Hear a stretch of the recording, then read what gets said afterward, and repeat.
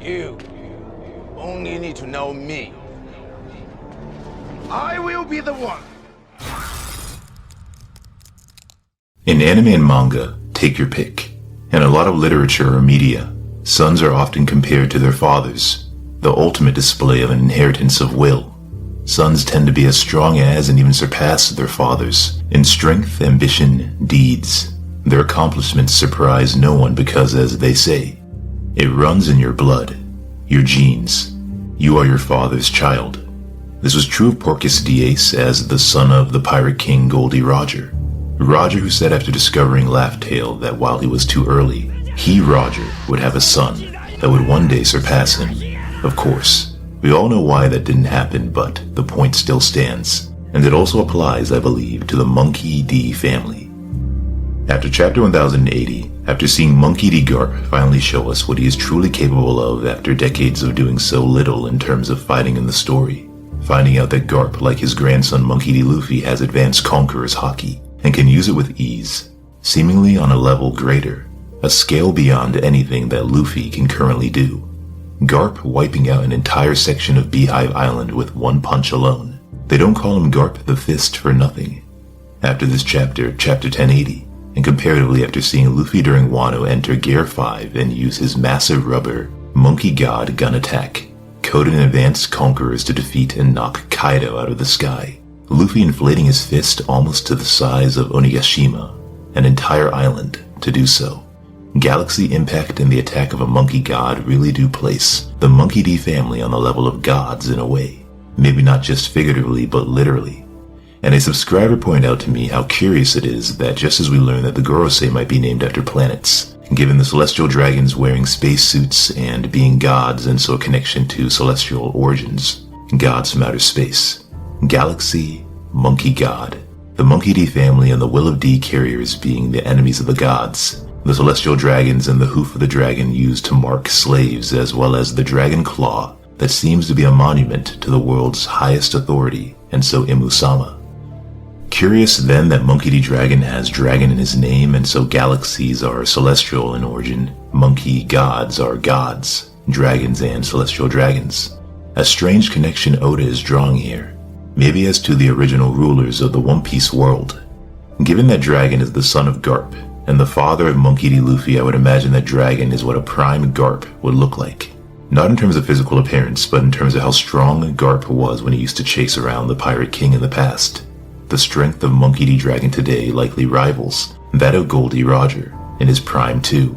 Or perhaps Dragon is stronger than both Garp and Roger. The One Piece series has several years left after all. I find it hard to believe that Kaido is the pinnacle of strength and that Oda won't show us a level beyond Kaido.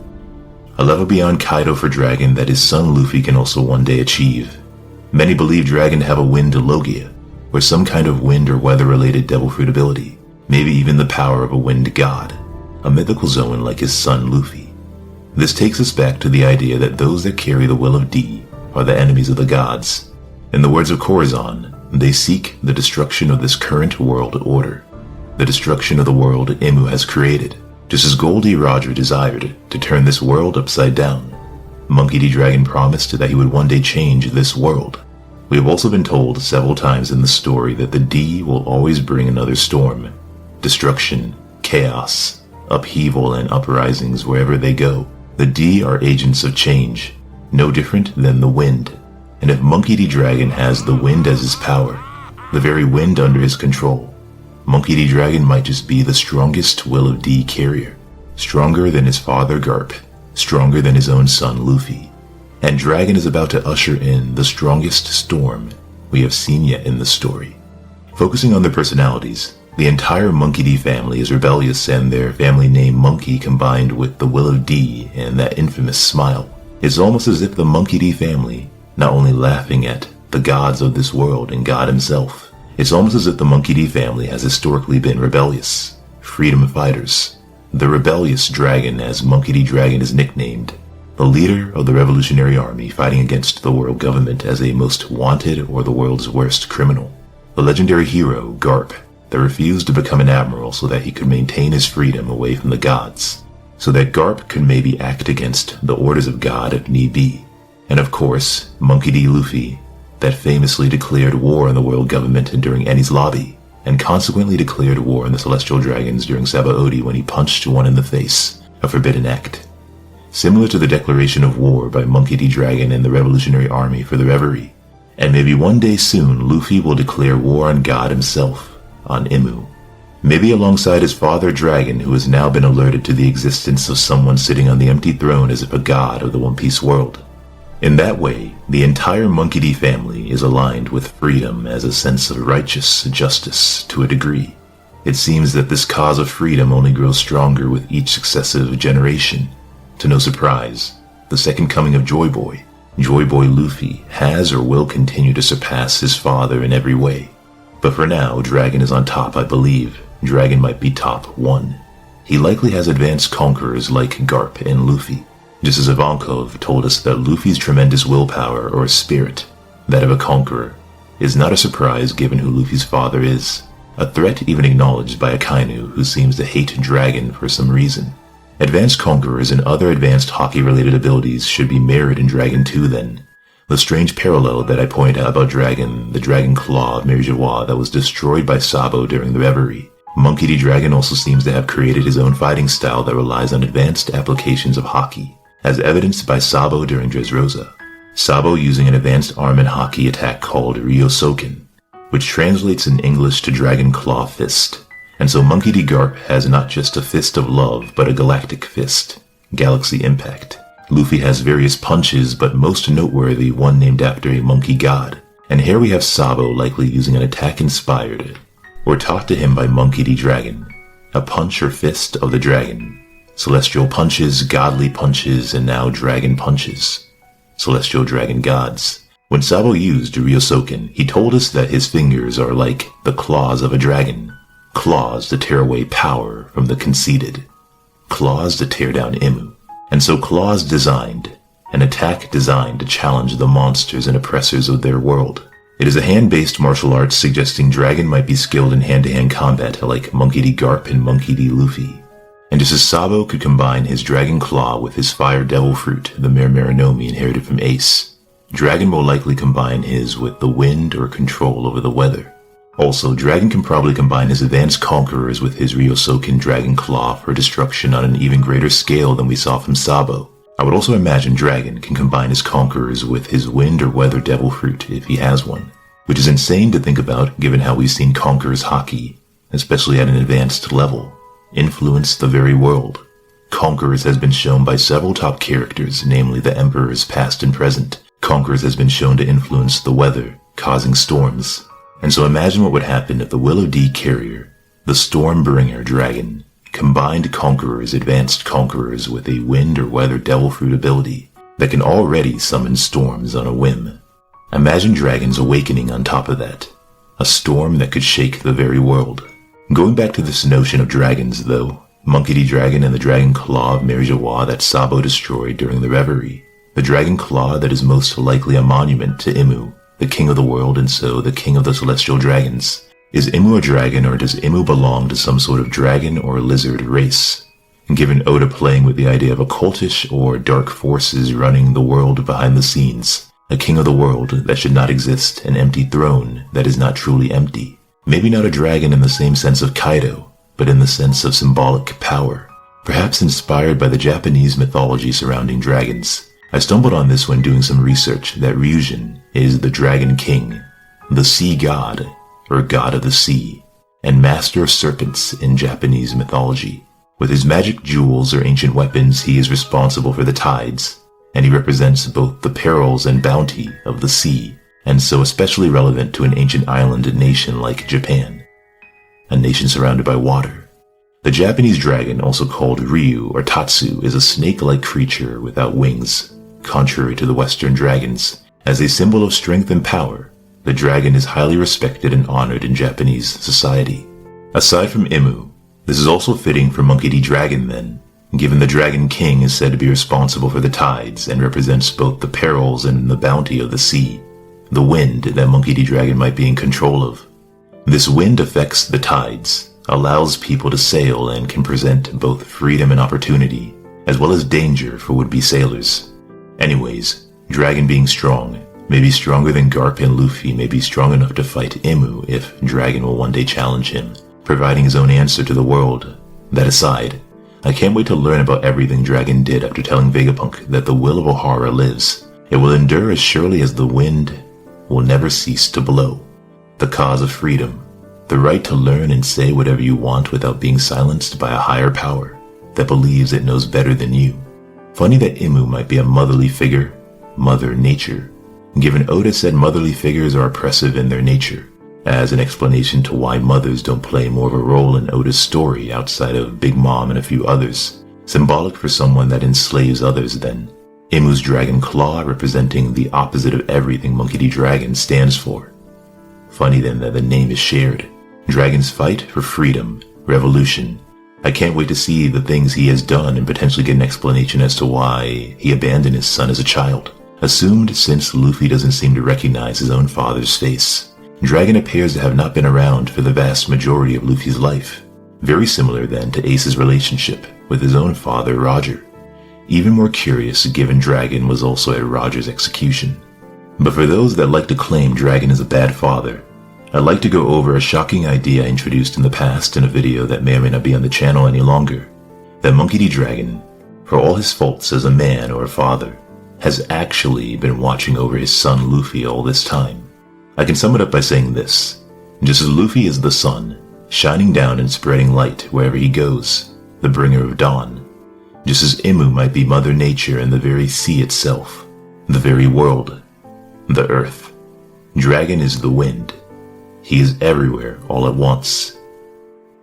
During Impel Down, chapter 539, around the onset of the Marineford War, Ivankov tells us that Dragon is pulling the strings behind all the revolutionaries and likely revolutions around the world, just as the wind is everywhere. Aside from marveling at Luffy's similar willpower to his father, Luffy tells Ivankov that he was born in East Blue. This takes us to a flashback of Ivankov and Dragon.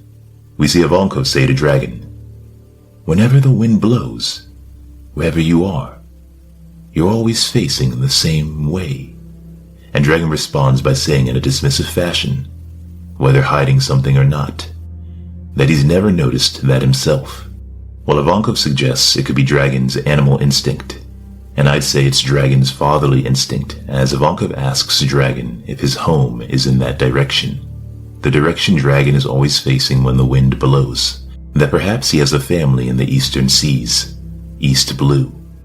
But the conversation ends as Dragon seems awfully protective of his past and doesn't want to comment further.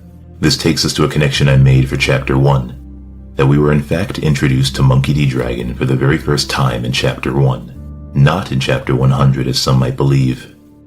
After Roger's execution, we go to another page, a small seaport, where we see Shanks' pirate ship guided to a small peaceful village by the wind, the east wind that is blowing. Could it be that Dragon has always been watching over his son?